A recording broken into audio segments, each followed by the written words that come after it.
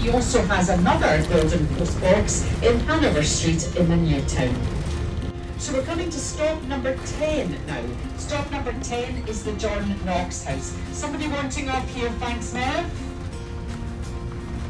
John Knox was a Protestant reformer. He was the leader of the Protestant Reformation in Scotland, and this two-tone building in front of us is believed to have been a home that he used periodically and possibly died in 1572.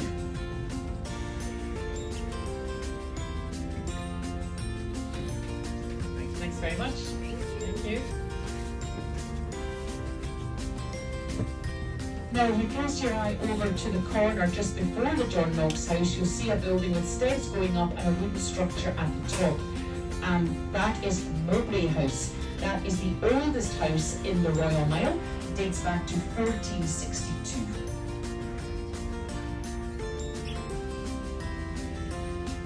Now we're going to proceed forward to these lights, and as we do so, if you can look over to your right hand side first of all, on the corner where the golden globe is, you'll see a pub, and that pub is called the World's End. Now where the lights are was part of the city wall, and there was a particularly fortified gate there known as the Netherbound Port. And if you wanted to go in or out of the city, you had to pay to go through that gate. Not all the people could afford to do that.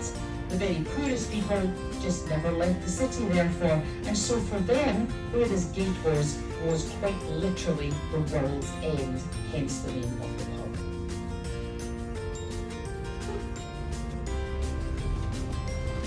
If you look to your left, just above the Mountain Warehouse shop, between the windows on the first level, you'll see a representation of what the Netherbound Port looked like etched into the stone just there on the left-hand side.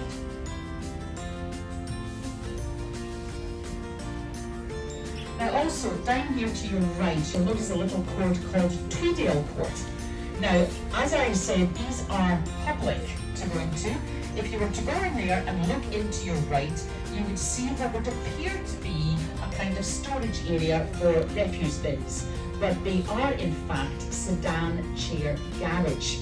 Now the wealthy would be carried about the street in a sedan chair to make sure that their feet weren't dirty in this horrible mess that was on the street, and in the evening the sedan chair would be parked in there. It doesn't really look like very much, but it's quite interesting to know that it actually has a historical significance and has been kept here. Now, when we come through the lights, if you look down to your right hand side, you will see in the distance a grass verge, and there's a wall there, and that is the largest remaining section of the Flodden Wall, which was built in 1513 and became part of the city wall.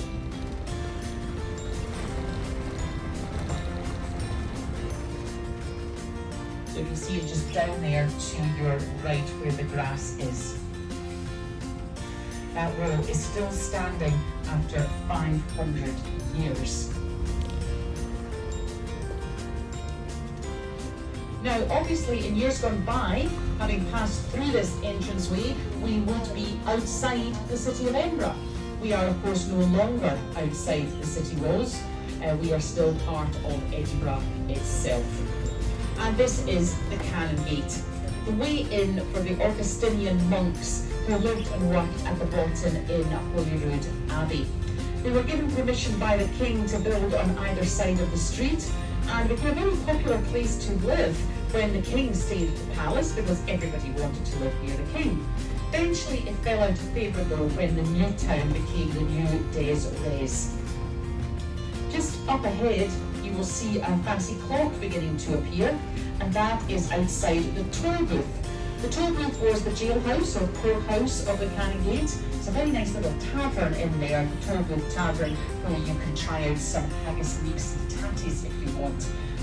Tatties, of course, is mashed swelled, neeps is mashed swelled, tatties is mashed potato, and haggis, well, you really don't want to know what's in haggis, but you might want to give that a try anyway. The Cannon Gate Kirk, this is our next stop. This is the church with the red doors, and that is where the royal family worship when they come to stay in the city. Now, our last stop is at the bottom of the Royal Mile, and it's stop number 12, and that is the stop for the Parliament, the Park or the Palace. Do bear in mind, however, these will be shutting for this evening. The Palace will open again tomorrow, Monday, but it will be shut on Tuesday and Wednesday. It's still on its winter opening hours, so if you're wanting to try and make sure you catch it before the end of your stay, then best to go tomorrow. The Palace is straight ahead of us with the turrets. So if anyone's wanting on here, please just let me know. Now over to your right hand side, this is the Parliament. Now the Parliaments of England and Scotland combined and became one in 1707. But in 1997 there was a referendum, and the people of Scotland decided that some of the powers held by Westminster in London would be devolved here to Scotland, and we needed a new Parliament building. This one was designed by a Catalonian architect by the name of Enrique Morales, who sadly died before the building was completed, and his wife, who was also an architect, completed the project. It began in 1999, eventually opened in 2004, having gone way over budget. It was due to cost £40 million to build this. It ended up having cost £410 million. It's meant to be very symbolic. These boat-shaped seats in front of the building are supposed to represent the fishing industry in Scotland. The wooden sticks in front of the windows, the forests, and the pools of water a little bit further on there, just beyond the lights, are the lochs or lakes of Scotland. Now you can visit the Parliament if you wish, and I believe you can also do a virtual tour as well if you would like to see more of it.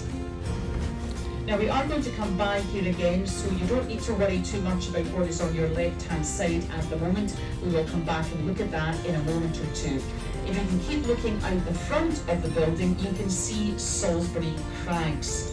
Now Salisbury Crags are very significant because during the Scottish Enlightenment, which was from 1730 to 1820 roughly, a young man who lived locally by the name of James Hutton studied the rocks in Salisbury Crag and came to the conclusion that the world was not 6,000 or 7,000 years old, but in fact millions of years old, and he is known as the father of geology. You can take a little walk up Salisbury Crag if you wish. Obviously it's not for the faint of heart though. Now, because Salisbury Crags are over on your left-hand side, on your right-hand side we have our dynamic earth. This is the building with the rather distinctive roof. You may recognise that from the O2 in London, and that's not coincidence. The O2 was originally called the Millennium Dome. It was London's Millennium Project, and this is ours, and therefore they have the same roof. However, ours is not a theatre or an auditorium, it is our dynamic earth, and it tells us all about how the world was formed from the Big Bang onwards. Talks a lot more about the work of James Hutton. It's really interesting to go into, very interactive. You can touch a glacier, walk through a rainforest, experience a volcanic eruption or a tidal wave. And if you would like to go, remember that we can give you discounted tickets again for this, but of course remember, because of the time of day, that it will be shutting for the evening. Now, I mentioned the Scottish Enlightenment there, which was a hugely significant period, not only for Scotland, but in fact for the world. It was once Winston Churchill who said that no other small nation, with the possible exception of Greece, has ever contributed so much to the world as Scotland has. And what he was talking about was the Scottish Enlightenment. There were so many inventions and discoveries at that time that I cannot list them all, but I can't give up on the opportunity to be a little bit boastful on the part of the people of Scotland. Some of the things that we were responsible for, which you will have heard of, include the steam engine, pneumatic tyre, the bicycle, the fridge, the washing toilet, the telephone, the television, the hypodermic syringe, penicillin, insulin, chloroform, logarithms, the Encyclopedia Britannica, the postage stamp, and of course, golf, to mention just a few. So if you do have any Scottish blood in your body, you can give yourself a little pat on the back. And if you haven't, I think you should go and find some, because you want to be able to claim you're partly Scottish. If you look out the front of the bus over to your right slightly, that is the back of the Parliament building. Now you will see these grey slates on the side and you might think, right, this is all meant to represent something, so what could those be? They are not guns, they are not hair dryers, they're not toilet seats, they're not even Elvis Presley's sideburns. They are supposed to be curtains pulled aside from the windows to show the, and I quote, openness and transparency of government. Not so sure about that, but that was the ideal anyway.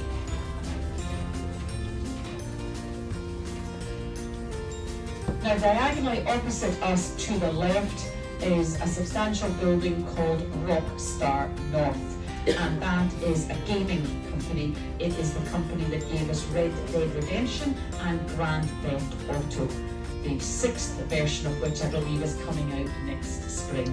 The last one, which is about 10 years old now, I believe is still about the 4th or 5th popular game in the world.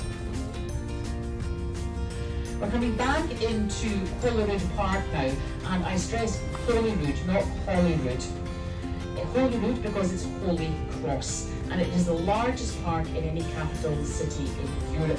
It's also known as the Queen's Park, and it was gifted to the people of Edinburgh by Her late Majesty Queen Elizabeth II.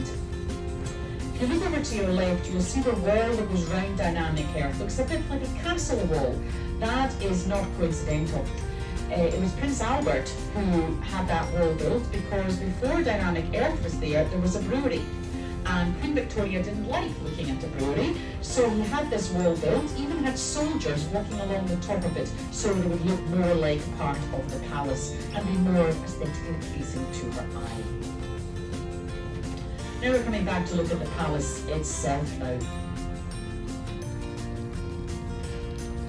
On your right-hand side of the gardens of the palace, you will know the grass vert goes right up to the edge of the wall. They're giving it the same kind of effect as an infinity pool. You can't see the road, it just seems to extend into the hills. Straight ahead, if you look at the gates, you'll notice there's a stone column on either side. Look at the one on the right and look up. That is a unicorn, and that is the national emblem of Scotland. Now you're getting a good look at the palace as we go around it. As I say, it will be open tomorrow morning. I think first entry is 9:30. It is a lovely place to go and visit if you haven't already done so, and I would urge you to try to take advantage of being here to do that. The entranceway is literally just in there to your right-hand side, and just a little further on in this gap, if you look in, you will see not only the palace, but Holyrood Abbey as well. That is the grey building with the square tower. Now, the Abbey was here long before the palace was. The Abbey was built in 1128 by David I of Scotland. There was a small hunting lodge attached to it at that time, which was eventually taken down by James IV at the beginning of the 1500s when he started building the palace. The palace was then continued by his son, James V.